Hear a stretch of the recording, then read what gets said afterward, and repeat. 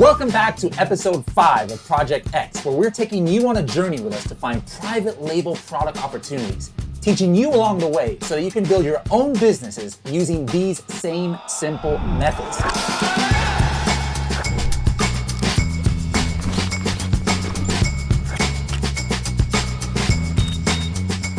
So last episode, we talked about a little known method that can help you determine how competitive a keyword is and how much demand there is for that keyword. We also talked about what is a test listing and how to set it up. And that's something that maybe you've never heard before. I've taken different courses on Amazon before. I never heard about this method that Tim showed us last episode about setting up test listings. We also talked about how to make a decision without taking huge risks in cost and time. So if you haven't watched that episode yet, make sure to go back and check it out first. Now on today's episode, what are we going to go over? The first one is how to find out if your listing is indexing for the keywords that it's supposed to, super important. We're then going to show you how to set up a pay-per-click test campaign. We're going to show you how to run that, how to ship stuff in. We're going to show you then how to analyze that data after we've compiled it and that listing's run for a little while. And then we're going to show you how we take that data to determine exactly which products that we're going to launch. Thanks, Tim. I'm your host, Bradley Sutton from Helium 10, and I'm joined by my partner in crime, Tim Jordan from the Private Label Legion. Welcome to Project X. If you'd like a written in-depth version of this episode, make sure to go to helium10.com/X5. That's helium10.com/X5. So a quick question before we get started, we'd like you to comment below. We're talking today about PPC, pay-per-click, Amazon advertising. So for those of you who are already selling on Amazon, what is your strategy? Do you do broad campaigns? Do you do a lot of phrase campaigns? Do you do manual campaigns? Do you target ASINs? Guys, if you don't know anything of what we just said, guess what? The next few episodes, you're going to learn a lot about that. But those of you who did understand that question, let us know below. What is your strategy? Now, at the end of last episode, if you remember, Tim actually shot some pictures of the egg tray with his phone. And off screen, we went ahead and updated those images to the listing. Let's take a look at it here. We are in Manage Inventory, and we're going to go to the listing right here. By the way, if you notice here, now all of a sudden, there is 2 listings right here. So what I have to do is I actually had to make a fulfill by merchant listing. Now, can you explain to them why I had to do that? Yeah, this is just kind of for the test purposes. We created a fulfilled by merchant listing, letting Amazon know, hey, we have inventory. And what that does is it allows them to upload the pictures and start making these indexing connections, which is what we're going to talk about now. So just keep in mind that this is more for illustrative purposes. It doesn't mean that we're telling you to run fulfilled by merchant listings. Absolutely not. For these tests, we're going to run FBA, but we had to set it up now to start getting that information for you. Okay, so right here, what I did to get to this page, for those of you who aren't brand new, I went here into inventory, and then I hit manage inventory, and it's going to show those products that we created.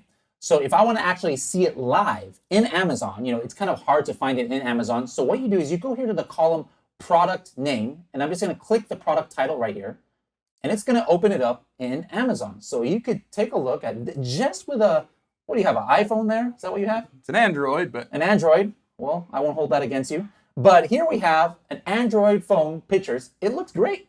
Yeah, and keep in mind, this is a very, very simple listing. So remember, we talked about this last episode. Do not take this as an example of a fully optimized listing. The point is for it not to be fully optimized. Remember, in our tests, we don't want to overly sell the product, so the price is high. If you look at the Helium 10 evaluation, it's a 4.3 out of 10. This is perfect. This is all we need to get started. So again, there's 2 different types of listings that we build, the test listing and then our actual listing. So keep in mind, this is just the test listings. But what we're doing now is we're showing you that Amazon is showing this is available. Now, there's really no risk of selling this because the price is too high and we're not really doing anything yet, right? So it's just kind of hanging out there in the universe, but this will allow us to check indexing. So what we're going to do is we're going to use Helium 10 Tool Index Checker. And what that's going to do is make sure that those keywords that we picked out on the last episode, you guys remember the keyword list? If you don't, we're about to show you. We're going to make sure that all of those keywords are essentially attached to this ASIN or to this product listing.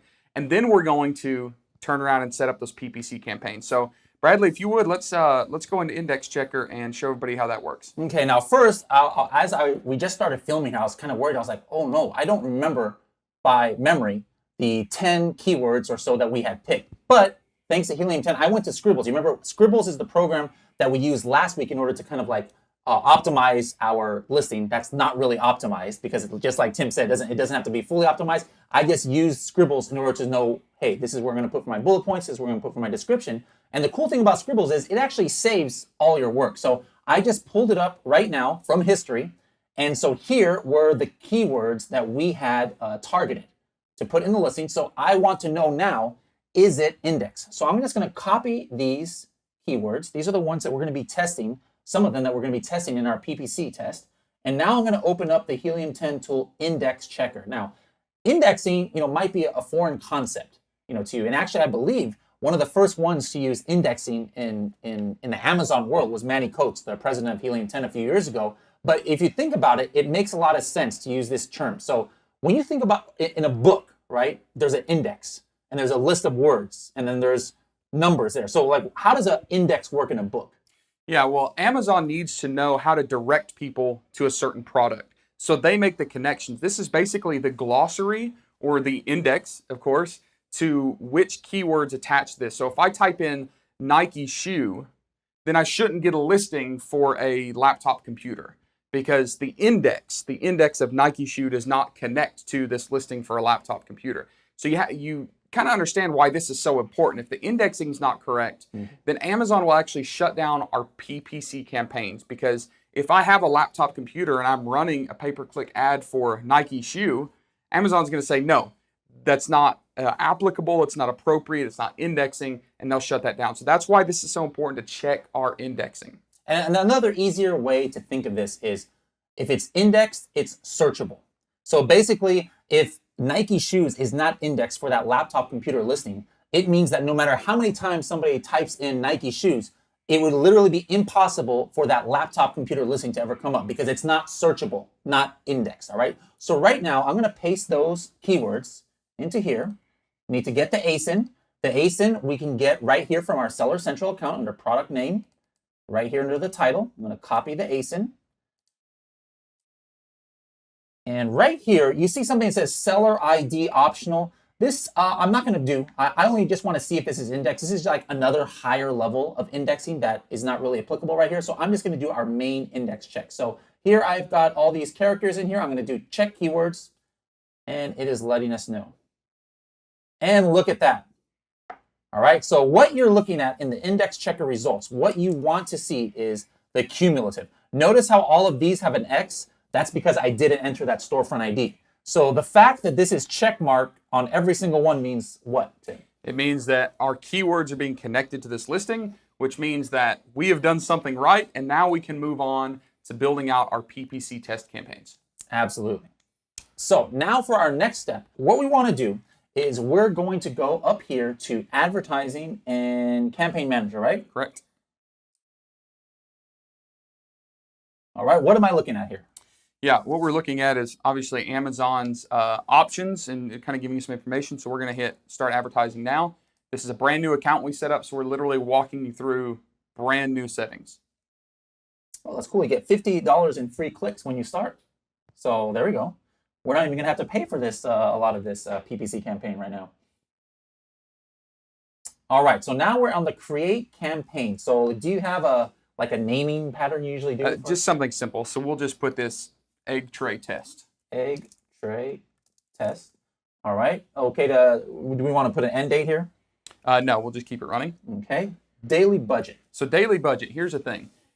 If we're running an actual campaign and we have a budget, then we want Amazon to turn the ads off when we reach that budget. But remember, we're buying information here.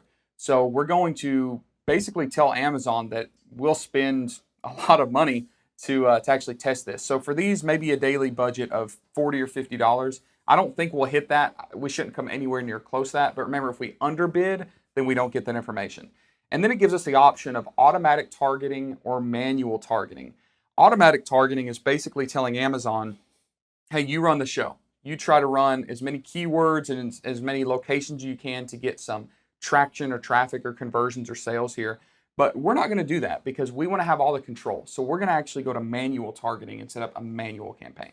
Keep in mind, too, on that daily budget, if you're going to put something higher or if you can't afford $50, while there's a 95% chance that's not going to be used up, something could happen, like somebody could share your product on Etsy or Pinterest and it goes viral, right? So if you're putting a number in there that you don't think you can afford, if it goes on 3, 4, 5 days, make sure you're checking this daily to see what's going on.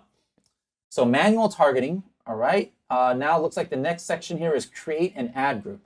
Ad group, that's just something internal for us, so we're going to call it test campaigns. Okay. And that will clump all of our different campaigns into a certain group. All right. Now, in this screen, it's going to list which things that we can run offers on or run PPC campaigns on. Little things like the no image available, that's fine. That's just where Amazon's not pulling the data, but it doesn't really matter. Now, keep in mind here that we had 2 offers for this same product. Remember, we set up a fulfilled by merchant, and then we set up a fulfilled by Amazon. We're actually sending our products into Amazon in the next couple days. So we're going to go ahead and set this listing up for the bottom SKU, which is the FBA listing. We don't want to run an ad on our current fulfilled by merchant listing. We only did that to check our indexing. All right, so I got that set up. Now it looks like the next section here is bidding, campaign bidding strategy. So bidding strategies are very in-depth. We'll talk a lot more about the options in our later episodes, but for right now, we want everything very stationary. We don't want things changing. We want all of the parameters set and locked in so that way we're getting kind of apples to apples comparison across different keywords, across a different amount of time, different number of days. So we're going to do the simplest, which is fixed bids. All right, fixed bids. Next, we've got default. Now, default bid is interesting. Default bid is what Amazon is suggesting that we bid based on the keywords that we're indexing for. So Amazon, in theory, is going back and finding what other people are having to pay or what the price is per keyword. Do not trust this. There are some people that teach you can check competitiveness based on these numbers. When we actually analyze this campaign, we'll show you how off that can be. So they're suggesting that our click can be anywhere as low as 14 cents, which is probably unreasonable, to $1.23, which who actually knows? We're going to find this out ourselves. So let's talk theory for a second. If we leave our default bid at 75 cents, the problem is if somebody else is bidding up to 80 cents, remember it's a bid system, kind of like, an auction. Whoever bids the most, will get the placement. So if somebody else is willing to bid 80 cents and we're at 75, then our ad doesn't show up, which means we're not getting the impressions. And in this test, impressions are one of the most important numbers that we have to have. So we need to be extremely careful that we don't underbid. Now, if Amazon is saying $1.23, most of our tests, are probably in the 80 cents to, maybe $1.50, $1.60 range. I'm going to go ahead and say, let's bid up to $3. So let's change this number right here to $3. It doesn't mean that we'll likely pay $3, but if someone is willing to bid $2, we need to know that because that's going to tell us how competitive these listings are, right? So again, this is very different than what we do on our actual operational PPC listings. This is extremely, extremely different, and this is extremely, extremely important to pay attention to. We're going to bid high on this. And keep in mind too, it's not just will the ad show or not. I mean, sometimes it will show still, even if somebody beat us on the bid, but they're going to be like right there at the very top, and they might have relegated us to like page 2 or 3 or towards the bottom of the page, so we're not going to get as much information. We really want to make sure that we're showing up right there on the top of these sponsored results. What about adjust bids by placement? Do we need to do anything? Yeah, we're not going to do anything with that right now. Now it looks like the next category here is targeting, and I'm assuming that we're going to want to stick and do keyword targeting for this campaign, right? That's what we've been living in is keywords. Yep. So, all right. So now, speak of the devil, speaking of keywords right here, Amazon is suggesting some keywords, and actually in this one, some of them are way off. It's funny how it says chicken coop chicken, probably because of our brand name of Gee's Chicken Coop, right? Yep. So it already indexed our brand name, which we didn't even realize. And a lot of times you're going to have just some like ridiculous things by Amazon. So don't always just assume that, hey, this information is coming from Amazon. So many people are like, I only want to know what Amazon wants because Amazon is the smartest algorithm in the world, right? And they just focus on that. But if you do that, you're going to end up advertising for words like no chicken. So if someone types in no chicken because they might be looking for a specific dietary restricted canned dog food, right? Yeah. And they say canned dog food with no chicken. We don't want our ad popping up. Completely irrelevant. It's going to give us information that is not accurate for what we're doing. So we're actually going to go to this other tab, which is enter keywords. And you guys guessed it. We're going to, you're supposed to say enter keywords.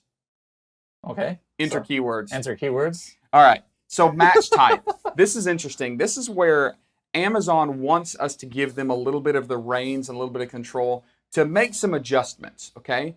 So if we're specifically checking the keyword wooden egg tray, I want to know exactly how many people type in that exact phrase, because we're going to check wooden egg tray wood, right? We're going to check these very specifics. If we let them do it in this broad manner, they're going to flip those around and compile them and mix and match, which might be okay if we were actually trying to sell it. But remember, we only want information on specific keywords, so we are not going to do a broad match type. We're going to do an exact. All right, so what I'm going to do right here is I'm going to go back to Scribbles, or wherever I had written down those keywords. Here, I just happen to have it in Scribbles. I'm going to copy it from here, and we're going to go back to our campaign, and I'm going to paste them. You have to put it one per line right here. Yep, no commas, nothing side by side. It's all got to be vertically centered like this. Yep, and then the next step is we're going to go ahead and add these keywords. Okay, now it adds it down here below. There's 9 of them. And now notice how, we got the match type right here. We got the keyword on the left. Now, again, Amazon is giving us a suggestion. So how much do I take this suggestion, if at all? I wouldn't take this at all. And I think that when we analyze this, we'll see that some things were way off.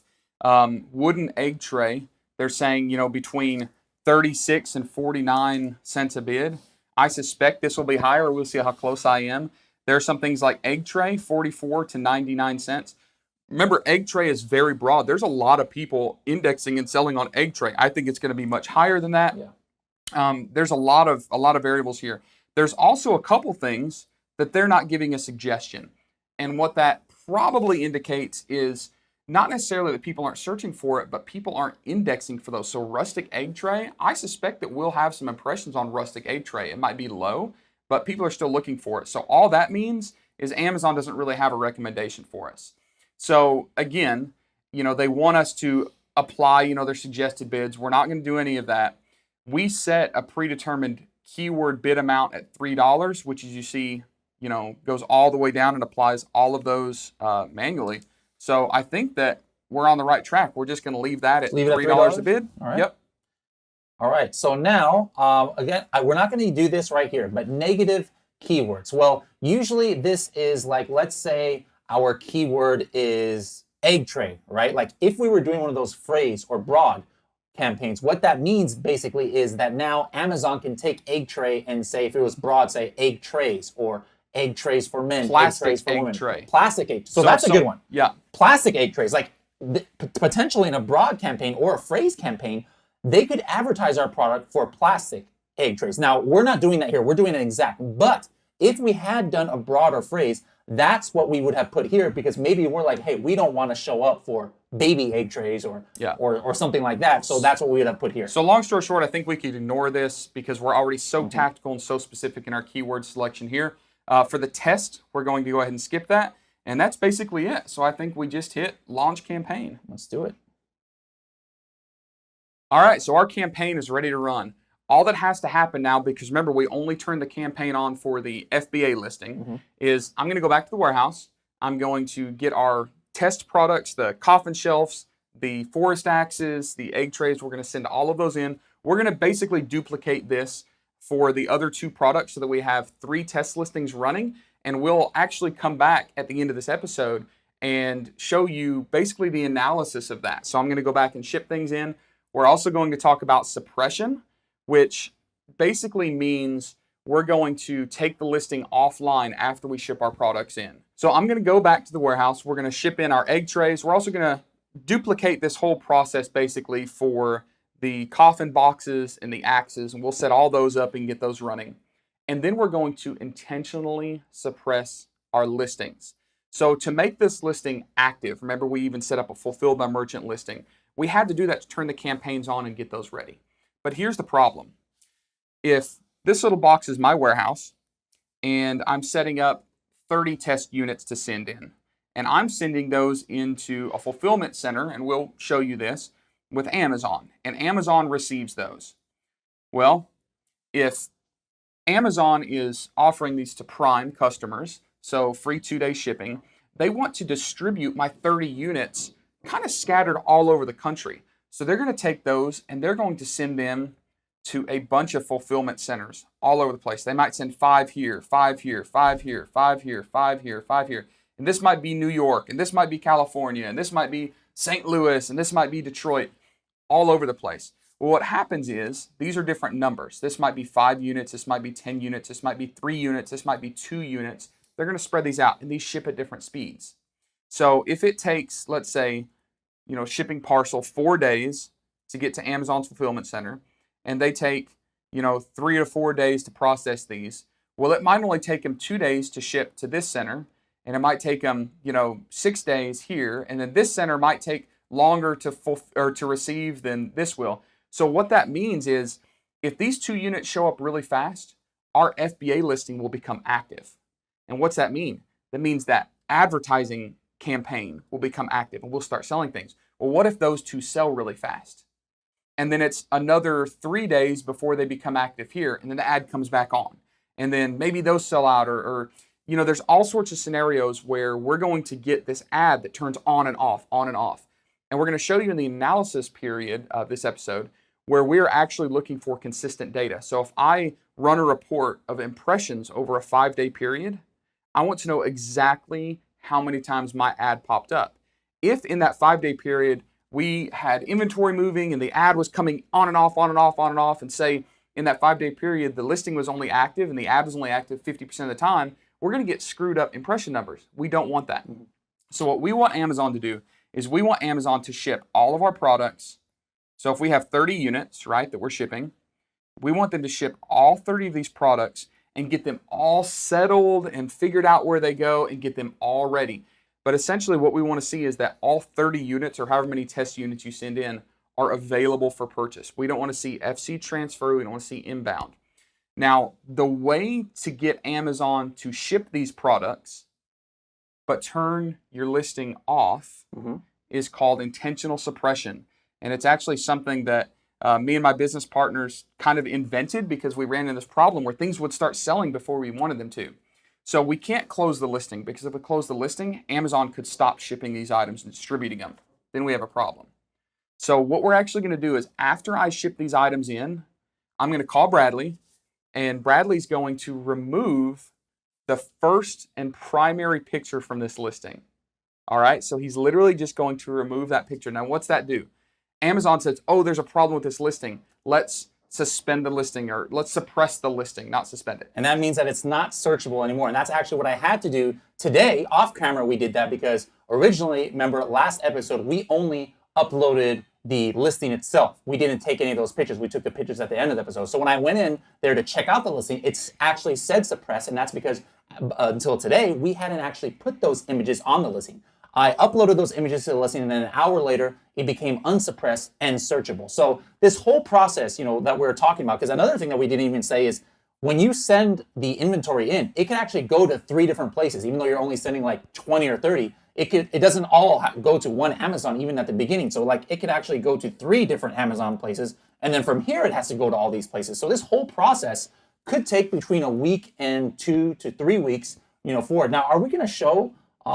Should we screen share once you're actually going to send this product in, just so they can see how to set up an FBA shipment? Yeah, we're going to walk you through in just a few minutes how I send those shipments in from the warehouse. And we'll go deeper into that in a different episode, but I'll show you kind of the basics of just shipping in these test items. We'll probably do a case quantity, so it'll be easy. And then once all of our units are distributed everywhere, I'm going to call Bradley. Bradley's going to take that number 1 picture and put it back in the listing. And within moments, Amazon should say, okay, the problems are corrected. Let's turn this listing on, which means let's turn the ads on. And from that period to wherever we determine to stop, we should have very uniform data on impressions, cost per click, and the other columns that are going to be important to us in that advertising report until we either stop the listing, which a lot of times we won't sell a lot of products. Remember, we're not trying to, or sometimes it sells out even at a ridiculous price point with a really, really crummy listing. So what we're going to do is I'll go to the warehouse. I'll get these things shipped in. We'll take care of suppressing that listing. We're going to run these ads for a certain period of time, and then we'll come back and analyze all of that just for you. All right, so we're here in the prep room. We're going to send in our test shipment of egg trays like we talked about. Now, I'm going to keep this very short and abbreviated. We're going to get more into shipping and logistics in a later episode, but I just want to show you how simple this is, okay? So we've got our egg trays here that we talked about. I've got about 15 of these items, and we have to prep those somehow, right? And on our test orders, we don't want to do a whole lot of like fancy custom boxes because it's expensive and we might have to buy a lot of them and it takes time. So for a product like this is pretty durable. So we can package them pretty simply. And remember, the buyer experience doesn't have to be great because really there's probably not going to be any purchases or very few because remember, we're going to price it high and we're intentionally not going to optimize this listing. We just want to run PPC. So I took some of these and I put one in an OPP bag. And an OPP bag is just a plastic bag. We just keep a bunch of those loose around here. It's what it looks like. It's got a suffocation warning on it, which we have to have. It's a large bag. And again, this is not pretty, but that's okay. We're moving fast. We're moving agile. We're just getting information. So I put this thing in a bag, wrapped around, taped it, and that's basically all we need. So when I go in here to my Amazon Seller Central page, as you can see, remember we had a fulfilled by merchant listing. We've also got an FBA listing. We're sending into the FBA listing, okay? So I'm going to click here. You see it says out of stock. Of course, we haven't shipped any in. And I'm going to hit send replenish inventory.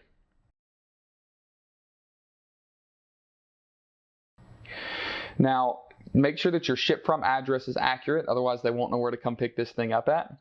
We've got an option for sending in individual products or case pack products. Now, if I told Amazon I had 15 individual products, they might have me ship 1 to 15 different places. That's a big pain.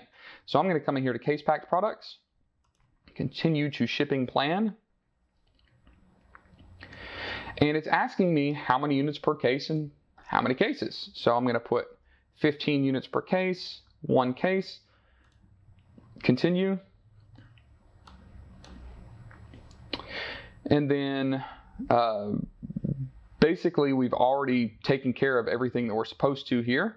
It's asking us for category for specific prep, which there isn't. This would be like if there was a, expiration date for food or something like that. We don't have to worry about it. And again, I'm just cruising through here really fast because we're going to get more into shipping and logistics later.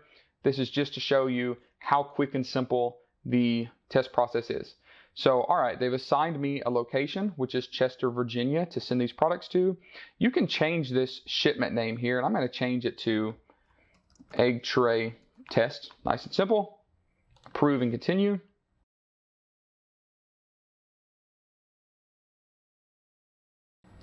All right, and then work on shipment. And again, super, super simple here. It's going to be a small parcel delivery, UPS. Again, we'll get into all of this on a later episode, so I know I'm rushing through it, but the point of this episode is to show you how to set up the test, not actually set up a shipment. So shipment's going to be packaged, everything in one box. So all I have to do here is add in my all of my packaging, put them all in one box, check my box weight. I'm actually just going to use a recycled Amazon box. We keep a bunch of these laying around here. And I'm going to go ahead and get these things prepped. I'm going to get them packaged. I'm going to enter the rest of the information. I'm going to set up my shipment. We're going to send them into Amazon. Again, I know we're rushing through this. That's the whole point. This episode is not about shipping. So the one thing to remember is I am rushing through this, but that's okay. We will in a later episode handle the shipping and logistics and setting up all those processes. This episode is just showing you how easy it is to set up tests. I'm basically going to take these 15 items that I could have bought off of Etsy or somewhere like that, get them shipped in so that we can run those test campaigns. No fancy packaging, nothing like that. When I actually ship these things and they become en route, so they're going to Amazon, remember I'm going to call Bradley up. We're going to remove that #1 picture to intentionally suppress this listing, which will allow the rest of these goods to be distributed without actually becoming for sale, because we don't want that. Once all the goods become distributed, I'll get on the phone with Bradley again. We're going to pop that picture in, and we're going to be off to the races with our PPC campaign, and then we'll start analyzing data after it runs for a while. So I'm going to finish packaging and shipping these in, and then we'll see how long it takes to get there. All right, we're back here in the Helium 10 offices wrapping up episode 5 of the Project X case study. Now, you just saw some time ago, actually, when I was back in my office packaging those products. I want to make a couple notes that you don't forget. Remember, it doesn't have to be fancy. It doesn't have to be really complicated. It can be extremely simple. We're just putting products in Amazon. And I know a lot of you probably watching that segment of this episode were a little bit confused why I didn't get too deeply into the packaging and things like that. It's because all that matters is that we got the data, which now we have. These campaigns that we set up and ran spit out some really cool, interesting information for us. And we're going to start tackling, kind of deciphering that in this process to figure out if we like these products and if these products could potentially be good for us to launch as private label items. All right. So we're here on the campaign page, and let's just talk about what we're looking at here. What is this? Yeah, so these are different campaigns that we launched for the 3 different products that we're testing, but also 3 different types of campaigns. And we're not going to get too deeply into all of them, but we're going to kind of, which ones do you want to look at? Let's look at a couple different ones. First of all, I'm looking at this. How did you get 108,000 impressions on this Axe campaign? That's insane. It's insane. That means there's a lot of search volume. You also see we spent a ton of money trying to gather that data. So remember, the whole premise of these PPC campaigns is to look primarily at impressions and cost per click, right? The impressions telling us that there is search volume, the cost per click telling us a general idea of, how competitive these keywords are. Now, if you're looking at this screen right now, this doesn't really tell us anything, because when we set these campaigns up, and you remember watching us set these up, we set these up for specific keywords, and this is general. So what we have to do now is go back into these exact campaigns and look at the very specific keywords. So you asked about the axes. Let's go to axes. Let's go ahead and click that. And remember, you can organize these as many different ways as you want to. We just did it very simply. You can organize it however is best for you. Click this axe test again. And then you're going to go to the top of the screen and you're going to hit targeting. And you've seen us do this before. This is where we entered our keywords. And these are the different keywords. Remember, we used Frankenstein to kind of organize these in our listing, and then we copy and pasted them here. So here's the different keywords that we ran. Now, if you look at our bid, you remember we bid high so that we wouldn't get outbid. But look here at impressions. Impressions is essentially, it's not an exact science, but how many times our ads popped up, right? And the ads pop up for a number of reasons. The main one being that Amazon decided to show our ad based on relevancy. And we're going to talk about relevancy here in just a second. Relevancy can be determined when you set up your ad based on the type of ad, whether it's phrase, broad, or exact. And we'll actually talk a lot more about that in our launch episodes and our optimization episodes. But generally speaking, we can see that the keyword Camp Axe got around 21,000 impressions in this point of time. And this was only about a 2-week test. That means there's a lot of people typing Camp Axe. We can see that Hatchet, the second one from the bottom, we knew that that was the highest search volume based on Magnet and Cerebro data that we already pulled up. And look at the number of impressions there, 61,000. That's a lot of impressions, a whole lot of impressions. And if you look at like Camping Axes, the third one from the top, you see we have impressions. It's a lower number, meaning less people search for camping axes. There is no cost per click because nobody actually clicked that ad. So remember I said we want one person to at least click on it to give us that cost per click information. So as we're looking at this, this gives us basically a few general pieces of knowledge. We know that Hatchet is a really, really popular keyword. We know that Camp Axe is the second most popular. And then we get into some of these longer tail keywords that we may try to attack for different reasons or we may try to rank on. But all in all, this set of keywords that we have listed here is our cost per click and our impressions. Well, one quick thing. I want to, some people out there might be thinking, wow, 108,000 in 2 weeks. Does that mean there was 108,000 searches for these keywords? And the answer is no, not necessarily. Because remember, an impression can come from different things in PPC. You search for something. Let's see, what was one of these right here? Camp Axe, all right? You type in Camp Axe. Now let's go ahead and do that right now in Amazon. And I'm going to show you guys how to count impressions. So we type in Camp Axe, okay? So now let's say this was our product right here, or one of these SOG tomahawks, right? That's one impression. An impression just happened. It resulted from one search. Now, let's say I go in and I click on one of these random ones. This I like blue axes, let's just say. Now this listing came up, but what happens is down here, take a look at what we see. there is that SOG, Camp Axe, those both 2 ones. Now, how many searches just happened?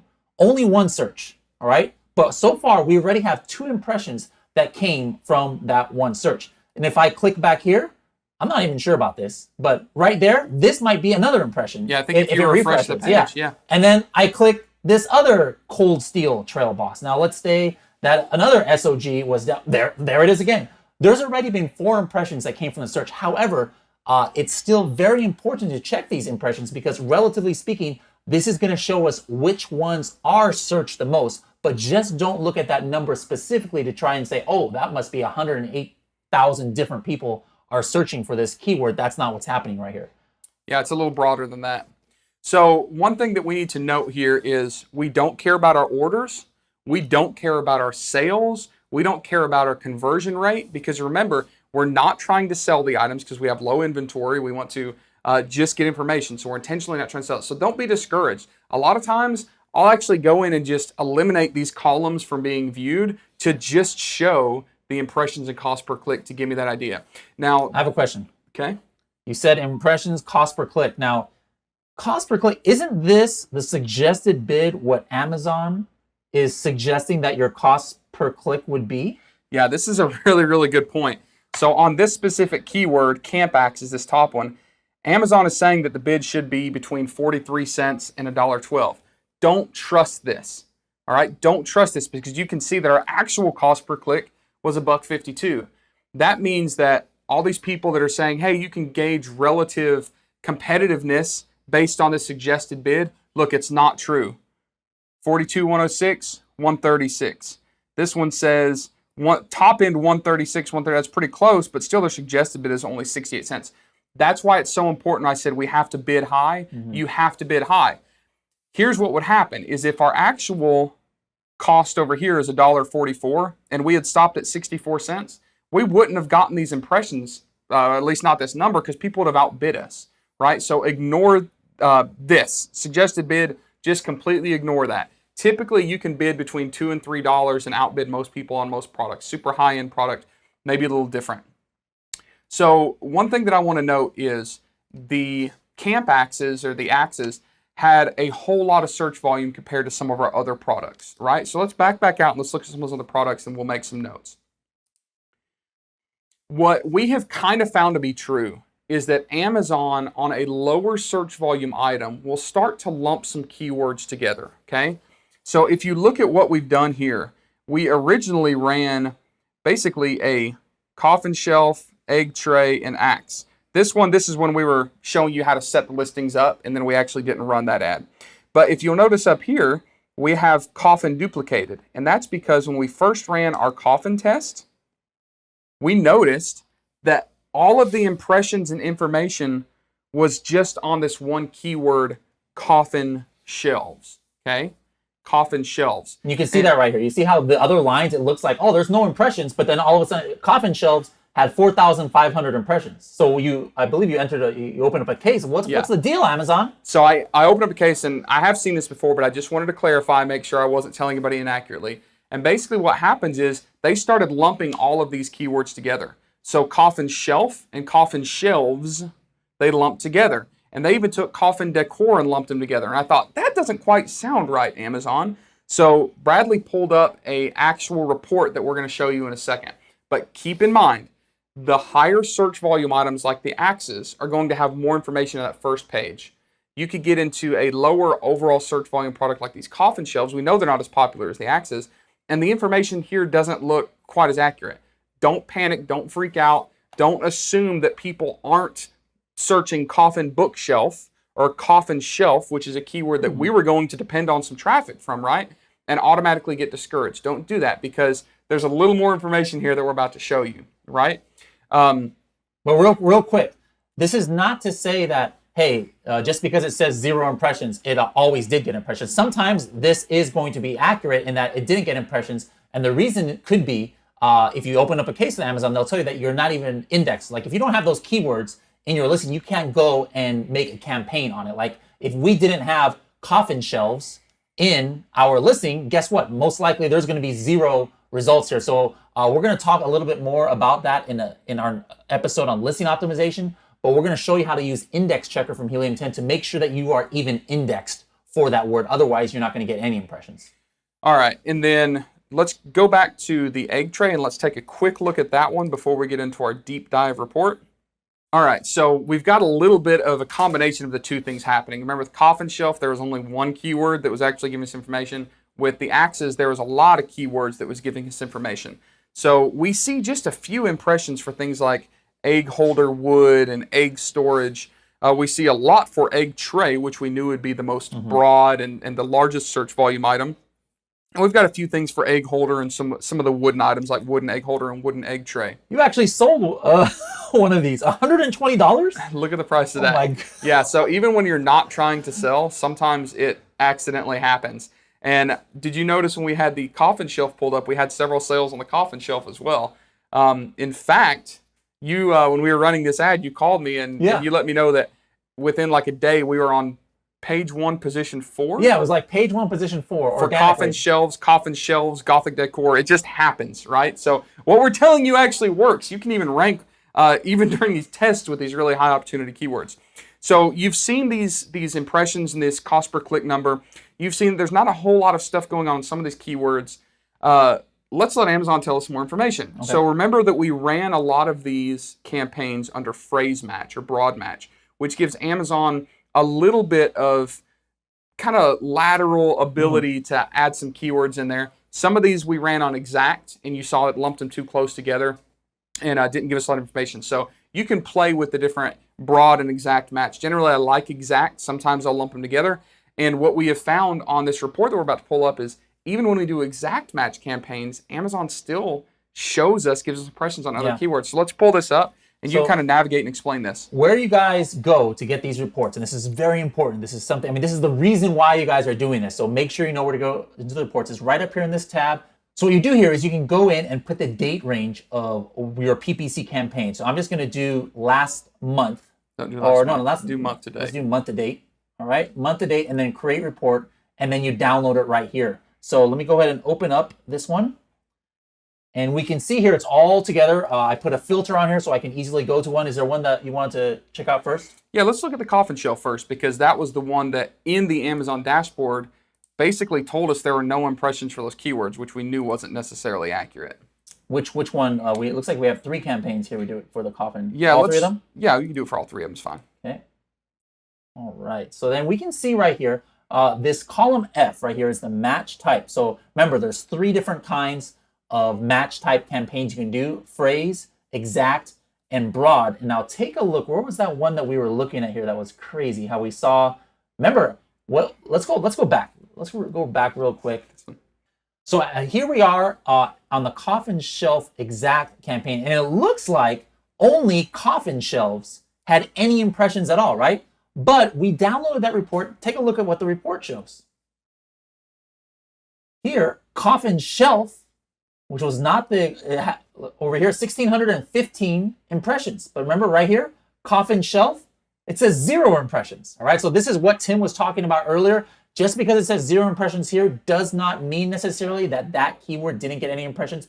Make sure to go to your advertising report and you can get on a detailed level and you can see that all of these words, or at least some of them, were getting impressions. Yeah, so remember also that we had a pretty short list of 6 or 7 keywords, but if you look at this list under the exact phrase or even the broad phrase, so broad we had, 6 or 7 keywords, but look at all these keywords that were actually getting impressions.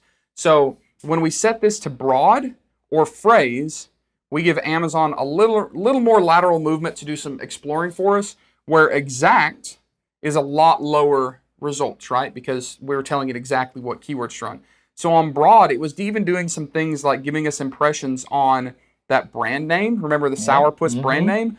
And look, they gave us 404 impressions, right? So when we add all of these up, we can start to get a pretty fair number of idea of where a lot of these impressions are landing and that we can get some velocity going. Now, one thing to notice here, you see Coffin Shelf Broad and Coffin Shelf Exact. These 2 were actually running at the same time and competing. So we got 1,615 on the exact and 400 on the broad. So we can add those together and say that in the same period of time, because we're running the exact same period of time, that we were getting more. So you could even add coffin shelf if it were up here as well in the phrase match campaign. So long story short, don't just open up your campaign manager, look at that information. You've got to actually download this report and see where your impressions were coming in. You've got to actually look at your exact cost per click, right? That cost per click is really important information. A lot of these, coffin shelf small, we know that's not going to be a very competitive keyword. 181 searches. Would you like to be number one page results 181 times on a very, very specific keyword? Yeah. And look at that click-through rate on that. That's a 6%, 12 out of the 181, compared to coffin shelf large, which was only 13 out of 366. So it was a 3%. So even looking at this, guys, there's so much information here. So now I know, hey, I need to maybe optimize my listing a little bit more towards the people looking for the smaller, shelves. So I got to make sure I'm going to have that keyword in there. But there's just so much great information you can get from these reports. And remember, look at these costs per click. Look how cheap this is. Remember, this item that we were looking at originally kept selling out, and it was listed for like $35 plus shipping, merchant fulfilled. And when we add up all these impressions and then we look at the search volume that like Magnet and Cerebro give us, we know that there are thousands of searches for this exact product a month. And it's not competitive. Most of these bids are super cheap. If you've played around in the Amazon space and messed with PPC a lot, you're probably shocked at how low these numbers are, because this is pretty unusual to see the numbers these low. But it just shows us that there are riches in the niches. I actually hate that expression, but it makes sense, right? I've never heard that before. There are riches in the niches, because when we dig down deep and find these niche product opportunities, they are extremely easy to rank, as we found accidentally even on our test. We weren't even launching this product. We were ranking like position number 3. We know we're getting search results based on our Helium 10 search volume calculators, and then also the impressions number here. We know that it's cheap. I mean, this is like an exciting thing that we're seeing here. It is. So do you want to take a look at the egg trays now on the same report? Yes, I do. Now, egg trays, the reason why I want to look at that too is because this is a little bit different. Our main keyword probably is going to be coffin shelf or something, a derivative of that. But now with egg trays, it's a little bit different, where egg tray or egg trays or egg holder, I'm sure, will probably have the wider search volume, as we saw from Magnet and Cerebro. But the actual keyword that is specific to our product will probably have the word wooden or rustic or something like that. But let's take a look if the PPC report shows that. All right, so here we go. We've got the egg tray test. Looks like overall we had 18,000 impressions. So we should have a lot of really good data here. Click on this campaign and let's go to targeting next. And let's take a look. All right, explain to everybody what we're looking at right here and what we can get from this information. Yeah, so remember, we have to actually go to the Excel download or the CSV download to get this exact information, but still we know that the keyword egg tray carries a lot of volume, right? We also know that the keyword egg tray is the broadest and most competitive on Amazon. So where we were accidentally ranking on page 1 for coffin shelf, because it's a lesser known item, lower volume, that's easy. But on a product like egg tray, we're going to look at this information and understand that we might attack things a little bit differently, right? And we'll talk more about that in the launch phase, assuming that we go through with this product.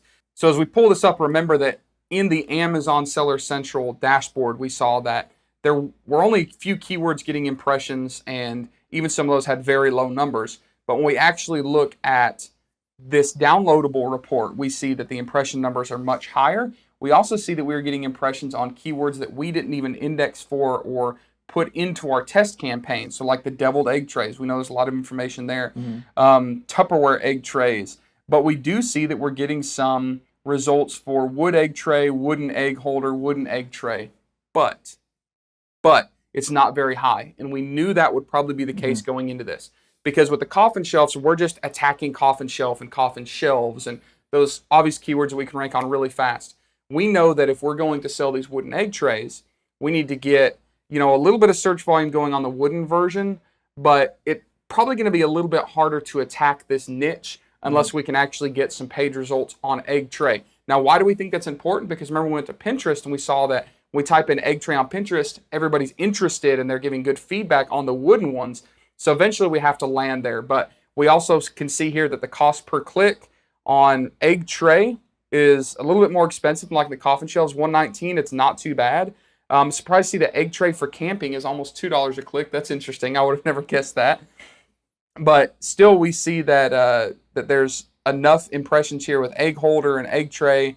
When we add all these things up, that we can definitely start trying to rank and target for 5 or 6 of these keywords, and I think have some decent search volume. Yep. I mean, and you're always going to come up with some strange words that maybe you didn't know that you had in your listing, but there's some that you're going to know right away we didn't put. Like, look at this. This is a brand name right here. Tupperware, egg tray. You know, when you do a phrase or a broad or an auto campaign, Amazon will show you for other things that you are not even indexed for. All right. So if you're doing a manual exact campaign, Amazon is not going to put other brand names here, but like mariposa egg tray. I don't know why in the world that's a search term. Mariposa means butterfly in English. That's Spanish.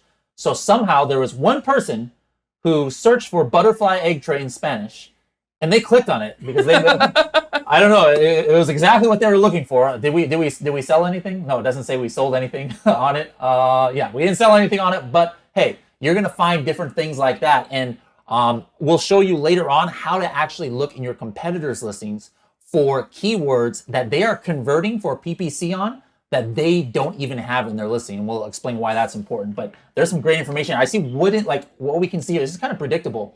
The click-through rates are very low on some of these, you know, like just like egg trays, less than 1%. But the ones that are about wooden egg trays, it's like 4 or 5 times higher. Like this one's at 8% click-through rate. And we saw that on the coffin shelves. And remember, that's a little bit different. The coffin shelves, our main keywords are probably just coffin shelves, you know. But here, some of the higher volume keywords are egg trays. But in the beginning, we can't expect to have some crazy kinds of conversion on egg trays, just the general keywords. But the specific keywords, it looks like our performance is pretty good. So if you're a little bit confused now, that's okay.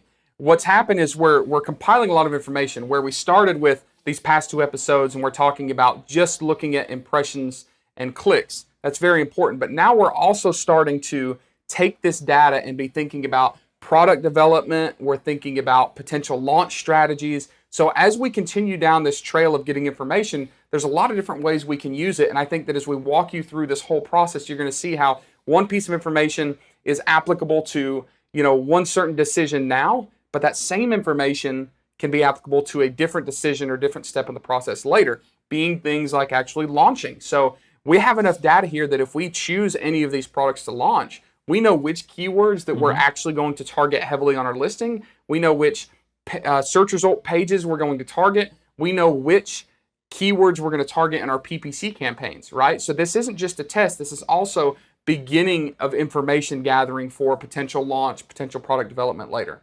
All right. So guys, we've shown you some awesome ways to set up your test PPC campaigns to get good data. And I would say for 99% of you, you probably never even thought about this. Even if you've been selling for a while, setting up a test listing and doing test PPC might be a new concept, but I hope you can see from this example that we gave how valuable this information is, because as Tim said, it's not just to get PPC click information, but this is going to be, we're going to use this information to like how we make our listing, our launch strategy, etc. So really great data here that we want to use. So as we're looking at this information, Bradley, I know that we've got a few different types of products between the egg trays, the axes, and the coffin shelf, different types of data and different results showing up. But now we're in a position where we need to decide which of these products that we want to actually move forward with. And I think that you're on the same page with me. I think that we're going to move forward on all of them. The reason being, it's going to allow us to show you different ways to launch different products like the coffin shelves, which should be fairly easy to rank on, extremely low competition, and more competitive things like the egg trays where we might have to take 2-step launch approaches, and we'll talk about that type of thing. So for all intents and purposes, I think we have enough information here to know that these are not very competitive items and that there is actual search volume on this, and that search volume is not all relegated to just one keyword. It's kind of spread. All right. So I hope you guys enjoyed this episode. If you want to review the show notes, don't forget to go to helium10.com/X5. That's helium10.com/X5. In the meantime, you can hit us up in the Facebook group, Helium 10 Users on Facebook. Now, what are we going to talk about in the next episode, Tim? Yeah, the next episode, we're actually going to talk about sourcing. So if we're going to take these 3 products and try to get them produced, we're going to talk about reaching out to suppliers, how to negotiate with suppliers. We're going to talk about when we actually reach out to these suppliers, what design elements are we going to take that we want to incorporate into our actual product. So we're probably going to look at some competitors. We're probably going to look at some additional reference information, like we might go back to some of these social media sites and places like that to try to get some inspiration exactly how we're going to produce these items. We're going to talk about RFQs, the acronym RFQ, and by the end of next episode, hopefully we'll have a game plan for actually sourcing these 3 items to try to bring them to the market. And we'll see you on episode 6 of Project X.